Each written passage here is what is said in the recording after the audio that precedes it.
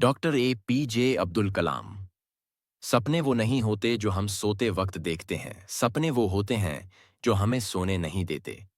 डॉ APJ अब्दुल कलाम। प्रस्तावना: don APJ Abdul Kalam का जीवन केवल विज्ञान, शिक्षा और राष्ट्रपति पद तक ही सीमित नहीं है। उनका जीवन एक प्रेरणा है, एक ऐसी रोशनी है जो हर उस युवा को रास्ता दिखाती है जो अपने सपनों को साकार करना चाहता है। उनके विचार, उनके शब्द और उनका संपूर्ण जीवन हमें यह सिखाता है कि मेहनत, ईमानदारी और आत्मविश्वास के बल पर कोई भी व्यक्ति किसी भी ऊंचाई को छू सकता है।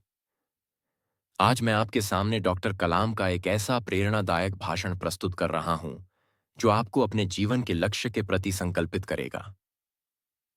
भाषण की शुरुआत: प्रिय विद्यार्थियों, युवाओं और मेरे प्यारे देशवासियों, मैं आज आपके सामने किसी किताब से पढ़कर नहीं, बल्कि अपने जीवन से सीखी गई सच्चाइयों के साथ खड़ा हूं। मैं एक मछुआरे के बेटे से लेकर भारत के राष्ट्रपति पद तक पहुंचा, और यह सफर आसान नहीं था। लेकिन एक बात मैं आपको बताना चाहता हूं, अगर आपके अंदर कुछ कर गुजरने का जुनून है, तो कोई भी कठिनाई आपको रोक नहीं सकती। सपने देखो और उन्हें सच करो। आपका भविष्य एक की पाहे की पमायका की भविष्य आपके सपनों पर निर्भर करता है। लेकिन याद रखो, केवल सोते समय देखे गए सपने नहीं, बल्कि जागते हुए देखे गए सपने मायने रखते हैं। ऐसे सपने जो आपको सोने नहीं देते। जब मैंने अंतरिक्ष विज्ञान में करियर बनाने का सपना देखा था, तब मेरे पास पैसे नहीं थे, संसाधन नहीं थे, लेकिन मेरे पास था जुनून। मैं हर असफलता से कुछ नया सीखता गया और हर बार और मजबूत होकर उठा। असफलता से डरो मत। असफलता एक संकेत है कि आप कुछ बड़ा करने की कोशिश कर रहे हो। अगर आप कभी असफल नहीं हुए, तो इसका मतलब है आपने कभी अपनी सीमाओं को पार करने की कोशिश ही नहीं की। जब मैं SLV-3 प्रोजेक्ट पर काम कर रहा था, तब पहली बार रॉकेट लॉन्च फेल हो गया। पूरी दुनिया ने आलोचना की, लेकिन हमारे डायरेक्टर सतीश धवन ने वह जिम्मेदारी खुद ली और मुझे दोबारा मौका दिया। अगली बार वही रॉकेट सफल हुआ। कभी हार मत मानो, हार को सीढ़ी बनाओ। ज्ञान सबसे बड़ी ताकत है। अगर आप दुनिया को बदलना चाहते हो, तो सबसे पहले खुद को बदलो। और खुद को बदलने के लिए जरूरी है शिक्षा। लेकिन शिक्षा का मतलब सिर्फ डिग्री लेना नहीं है।